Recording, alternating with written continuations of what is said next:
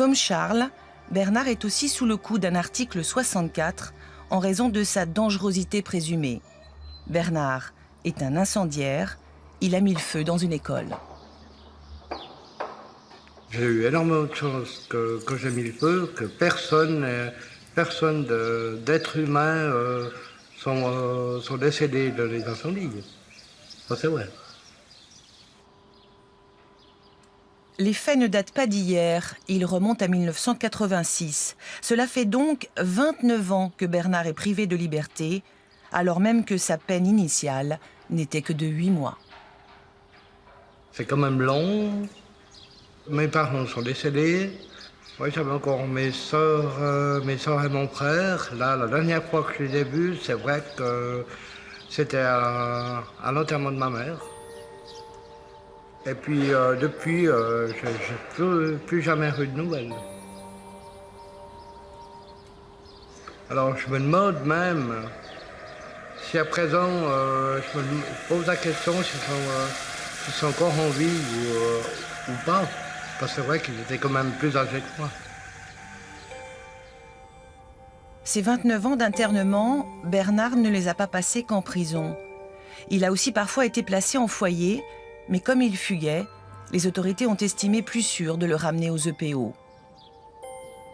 Vu son ancienneté, Bernard a droit ici à quelques privilèges comme ce lopin de terre, une maigre consolation par rapport à ses longues années d'enfermement. Francis Brunel a bien connu Bernard et pour cause, il a été incarcéré à ses côtés pendant 10 ans. Depuis le mois d'avril, Francis est un homme libre, mais ça ne l'empêche pas d'être toujours aussi révolté par le sort de son ancien compagnon de cellule. Bernard, il a rien à foutre ici. Là-bas, vous voyez, là-bas, c'est pas plus loin, c'est à 1 km à vol d'oiseau, même pas, 400 mètres. Hein, ben, ce type-là, il a rien à foutre là-dedans. Il n'y a pas un avocat ici à Lausanne, n'importe où, dans le canton de Vaud, Genève, n'importe où, qui ait dit, mais attendez, mais là, il y a un problème, il y a un problème.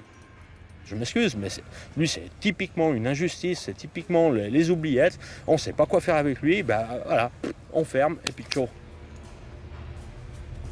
Là, ça ne nous appartient pas de juger si c'est le bon endroit ou le mauvais endroit. Olivier Regivu est le directeur des EPO.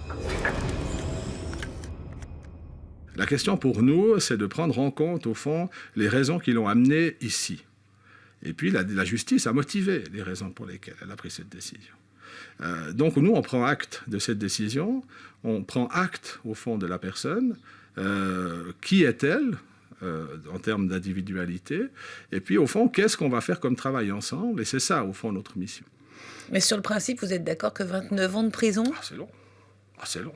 Bien sûr, c'est long. 29 ans que vous êtes en prison, donc les gens, ils peuvent imaginer que vous êtes un grand criminel.